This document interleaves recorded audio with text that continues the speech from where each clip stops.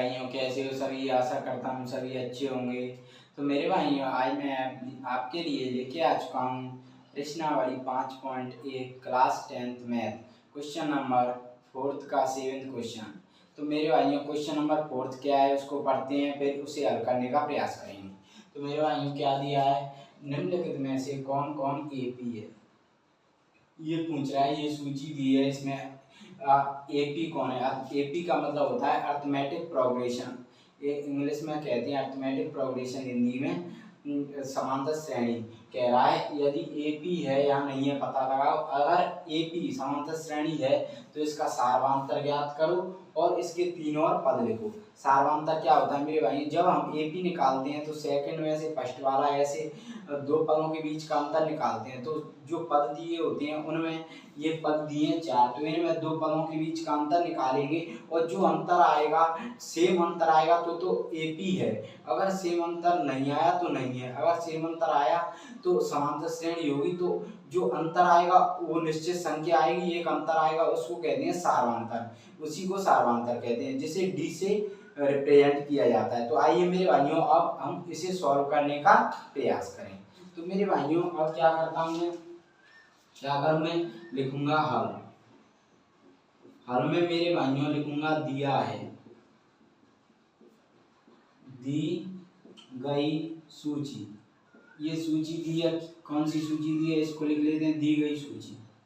-1.2, -1.2, -1.2, -1.2, dot dot dot. इसका मतलब होता है इसके बाद डॉट डॉट का अनंत पद होंगे। और कोई पूछे ये सूची दी है, ये कैसी श्रेणी, मतलब कैसी अपरिमित है या परिमित। समांतर श्रेणी के दो पार्ट होते हैं, अपरिमित और परिमित। तो ये कैसी है, अपरिमित समांतर श्रेणी, क्योंकि जिस श्रेणी में अंतिम पद नहीं होता उसे अपरिमित श्रेणी कहते हैं, और परिमित श्रेणी कहते हैं उसको जिसमें अंतिम पद होता है। ठीक है मेरे भाई, परिमित समांतर श्रेणी। तो आइए मेरे भाई, अब ज्ञात क्या करना है, एपी।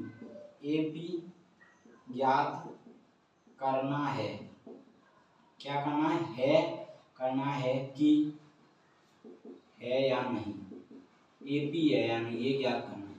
तो कैसे ज्ञात करते हैं मेरे भाइयों, अब ज्ञात करने के लिए हम करते हैं सेकंड में से फर्स्ट वाला पद घटा दिए। ऐसे a2 - a1, a3 में से a2 घटाएंगे, मतलब ये दो पद लेते हैं, इन दो पदों में से फर्स्ट वाले में से सेकंड घटाते हैं। ऐसे ये दो पद ले लिए, समझा रहा हूँ, दो पद ले लिए तो इसमें से सेकंड में से फर्स्ट वाला, ये दो पद ले लिया तो सेकंड में से फर्स्ट वाला, ये दो पद ले लिए इसमें सेकंड में से फर्स्ट वाला, ऐसे घटाते हैं और इन पदों के बीच का अंतर देखते हैं। ठीक है, तो अब क्या करेंगे, मान a2 - a1 ऐसे करते हैं। तो पहले लिख लेते हैं a1 = -1.2, a2 दूसरे पद को a2 बोलते हैं, तीसरे पद को a3 बोलते हैं और चौथे पद को a4 बोलते हैं।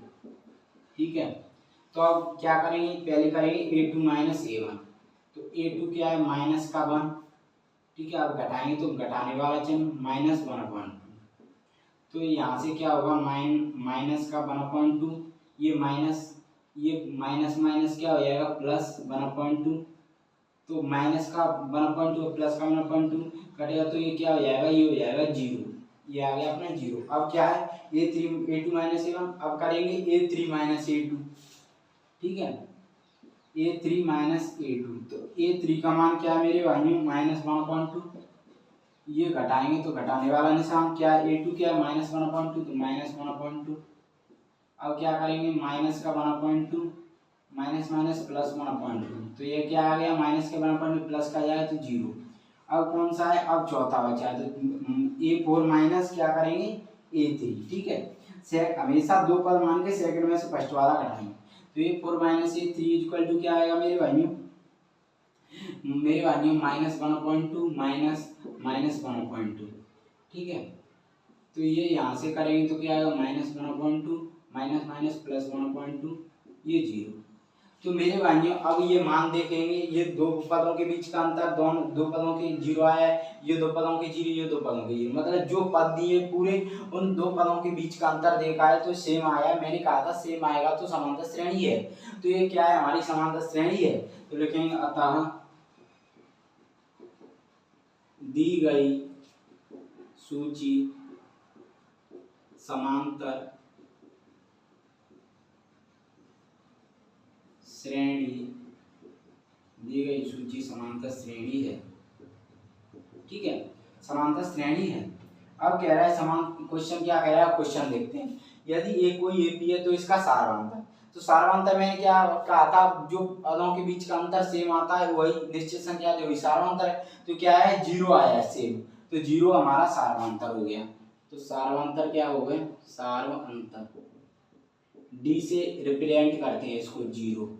अब क्या है, अब आप क्या निकालें, 3 और पद, तो 4 पद दिए आगे के, मतलब 3 पद कौन सा, 5वां 6वां 7वां पद। तो इनके लिए समांतर श्रेणी का व्यापक रूप होता है a, a plus D, a plus 2d, a plus 3d और डॉट डॉट, मतलब कितने भी अनंत पद हो सकते हैं। तो उसके लिए d तो हमने निकाल लिया। अब a प्लस डी मतलब a चाहिए, तो ये क्या होता है, प्रथम पद। पहले पद को बोलते हैं a, जिसे प्रथम पद बोलते हैं। पहले हमेशा पहला पद होता है, पहला पद है तो पहले पद में होता है, ये सूची में पहला पद ये प्रथम पद बोलते हैं इसे, जिसे ए बोलते हैं। तो ये क्या है, -1/2, तो प्रथम पद बोलते हैं, ठीक है। इसे प्रथम पद ए से रिप्रेजेंट करते हैं, तो -1/2। इतना आपको समझ में आ गया होगा मेरे भाइयों। तो मेरे भाइयों अब क्या करेंगे, अब 3 और पद निकालेंगे। तो समांतर श्रेणी का व्यापक रूप का सूत्र होता है, समांतर पद निकालने के लिए, तो समांतर श्रेणी का व्यापक रूप क्या होता है, a plus D, a plus 2d, a plus 3d और डॉट डॉट। डॉट डॉट का मतलब अनंत पद आ सकते हैं। तो मेरे भाइयों एक तो तरीका ये ऐसे निकाल सकते हो। तो अब देखो हमें 4 पद तो दिए, 3 पद आगे के निकाले, 5वां 6वां 7वां।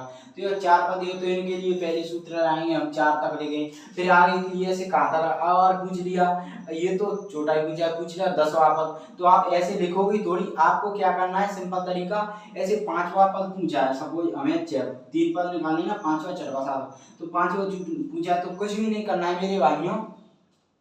5वां पद पूछा तो कुछ भी नहीं करना है मेरे भाइयों, क्या करना है, एक घटा के लिख देना है। मतलब a5 इक्वल टू क्या है, a प्लस 4d।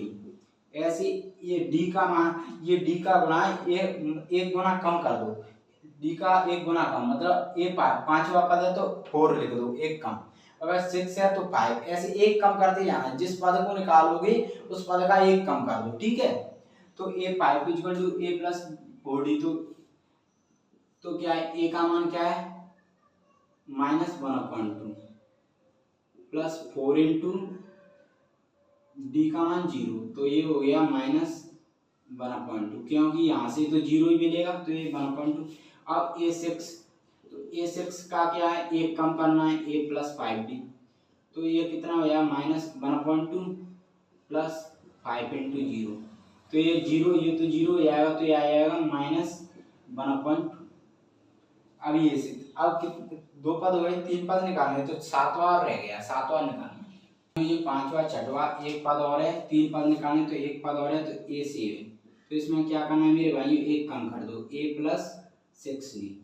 तो मेरे भाइयों a का मान क्या है, -1/2 प्लस 6d का मान 0, तो ये तो 0 हो जाएगा, तो -1/2 बचा, मतलब ये आ गए तीनों मान। तो लिख देंगे, अब तीनों मान निकाल लिए। अब लिख देंगे हम इसमें क्या लिखेंगे, अतः दी गई सूची एपी है, समांतर श्रेणी है, तब सारवंतर d इक्वल टू 0 तथा इसके 3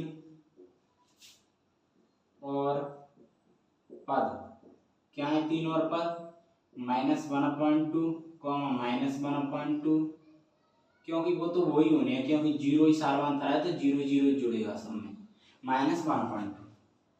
ये हमने तीनों पद निकाल लिए, ठीक है। तो मेरे भाइयों अगर आशा करता हूँ ये क्वेश्चन आपको समझ में आया होगा।